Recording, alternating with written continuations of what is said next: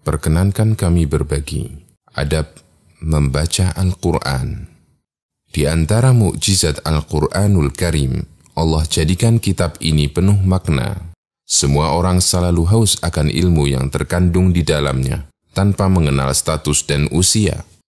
Baik manusia paling awam hingga seorang profesor bidang ilmu Quran.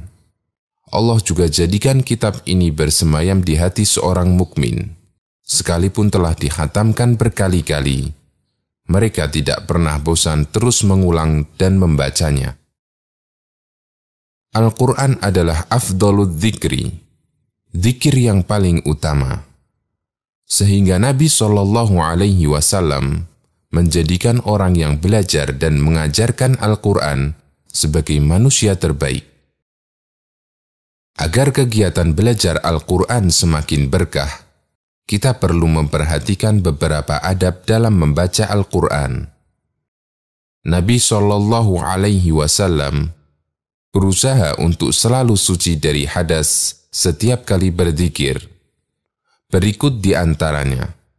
Pertama, dianjurkan untuk bersuci dari hadas dan membersihkan gigi sebelum membaca Al-Quran. Memakai pakaian yang sopan. Beliau bersabda, "Inni karihtu an azkurallaha azza wa jalla illa ala tuhrin." Aku tidak menyukai menyebut nama Allah kecuali dalam keadaan suci. Hadis riwayat Ahmad, Abu Dawud, dan disahihkan oleh Al-Albani. Dan Nabi SAW sangat menekankan agar kita menjaga kebersihan gigi, karena itu mengundang ridha Allah. Beliau bersabda, "As-siwaku madharatun lil fammi mardatun lirabbi." Siwak itu membersihkan mulut dan mengundang ridha Allah. Hadis riwayat Ahmad, Bukhari secara mu'allaq, dan lainnya. Kedua, dianjurkan menghadap kiblat. Dari Ibnu Umar radhiyallahu anhu, Rasulullah SAW bersabda, "Akramal majalisi mastaqbala bihil qiblah." Majlis atau posisi duduk paling mulia adalah majlis yang menghadap kiblat. Hadis riwayat Tabrani dalam Al-Awsat dan disahihkan oleh Al-Albani. Ketiga, membaca ta'awud ketika memulai membaca Al-Quran. Allah Ta'ala berfirman, "Fa'idha qara'tal Qur'ana fasta'id billahi minasyaitanir rajim." Apabila kamu membaca Al-Quran, hendaklah kamu meminta perlindungan kepada Allah dari syaitan yang terkutuk. Quran Surat An-Nahl ayat 98. Kita juga dianjurkan membaca basmalah apabila membaca Al-Quran dari awal surat, kecuali surat At-Taubah. Sahabat Anas bin Malik radhiyallahu anhu menceritakan, suatu ketika Rasulullah SAW terbangun dari tidurnya sambil tersenyum. Kami pun bertanya, "Ya Rasulullah, apa yang membuat Anda tersenyum?" Beliau bersabda, "Baru saja turun kepadaku satu surat." Kemudian beliau membaca, "Bismillahirrahmanirrahim. Inna a'tainakal kautsar, fasalli li rabbika wanhar, inna syani'aka huwal abtar." Hadis riwayat Ahmad, Muslim, dan lainnya. Keempat, hendaknya konsentrasi dan berusaha merenungi setiap apa yang dibaca. Karena Allah mencela orang munafik yang setiap hari mendengar Al-Quran, namun mereka sama sekali tidak mampu mengambil pelajaran darinya. Allah berfirman, "Afala yatadabbaruna al-Qur'ana am ala qulubin aqfaluha?" Mengapa mereka tidak merenungkan kandungan makna Al-Quran?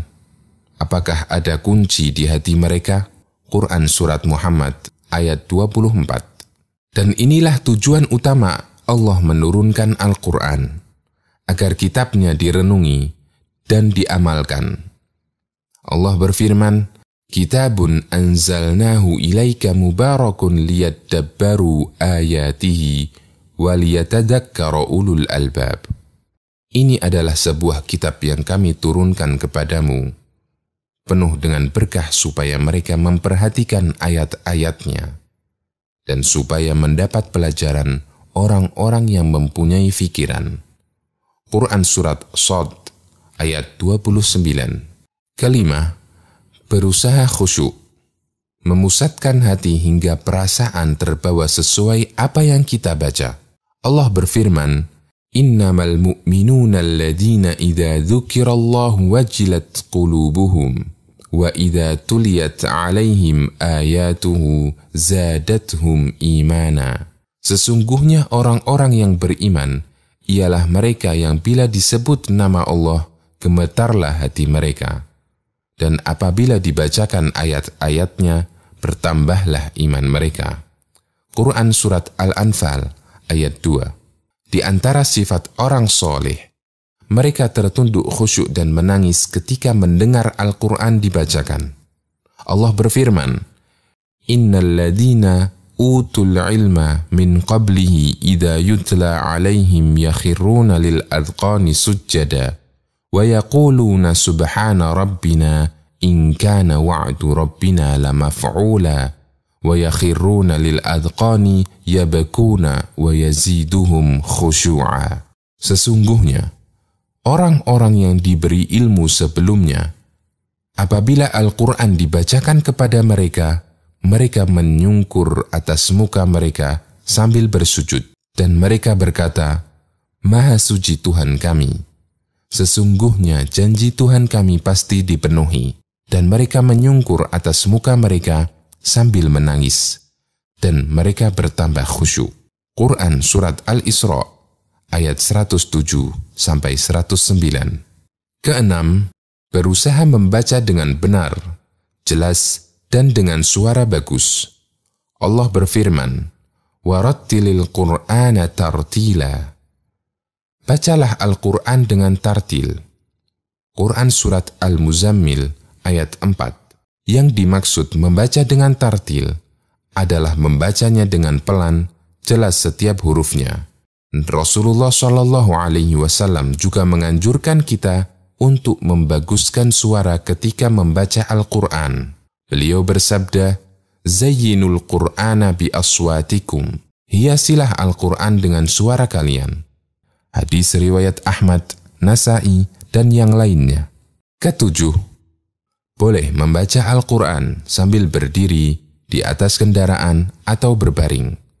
Allah berfirman menceritakan karakter ulil albab, orang yang cerdas.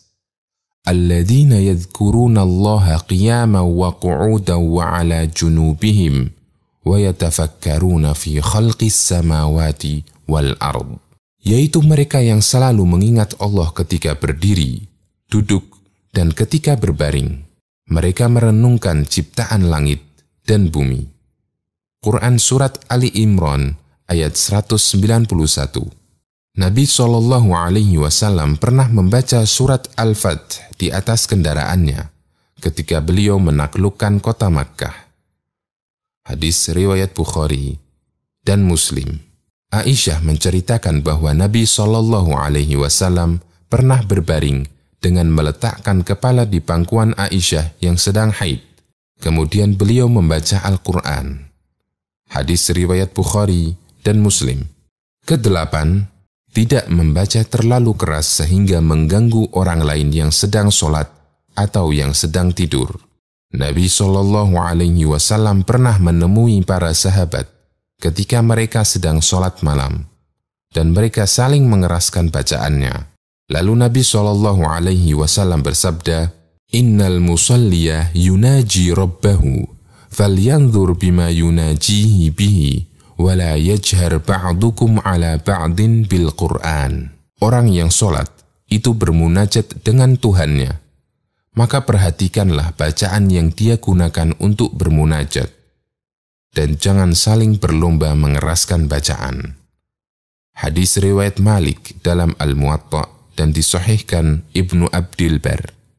Nabi SAW memisalkan orang yang membaca Al-Quran dengan terang-terangan seperti orang yang menampakkan sedekahnya kepada orang lain.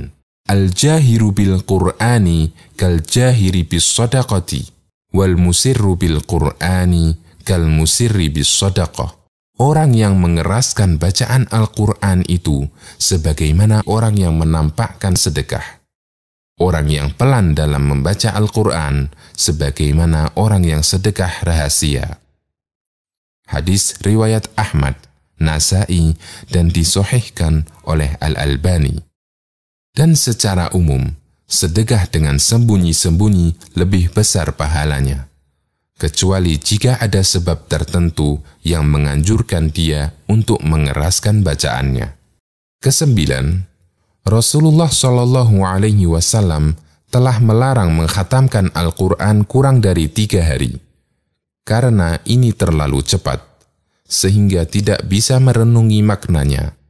Beliau bersabda, La yafqahu man qara'al Qur'ana fi aqalla min 3. Orang yang membaca Al-Quran kurang dari 3 hari, maka tidak akan dapat memahaminya. Hadis riwayat Ahmad, Abu Dawud, dan disahihkan oleh Al-Albani. Rasulullah Shallallahu Alaihi Wasallam pernah memerintahkan Abdullah bin Umar radhiyallahu anhuma agar mengkhatamkan Al-Quran setiap 7 hari sekali. Muttafaqun alaih. Ke-10, melakukan sujud tilawah ketika melewati ayat sajdah. Aisyah menceritakan, ketika Rasulullah Shallallahu Alaihi Wasallam melakukan sujud tilawah di malam hari, beliau membaca kalimat berikut berulang kali. Sajada wajhiya lilladzi khalaqahu wa syaqqa sam'ahu wa basarahu bihaulihi wa quwwatihi. Wajahku bersujud kepada Tuhan yang telah menciptakanku, yang memberi pendengaran dan penglihatanku dengan daya dan upayanya. Hadis riwayat Nasa'i, Abu Dawud, dan disahihkan oleh Al-Albani.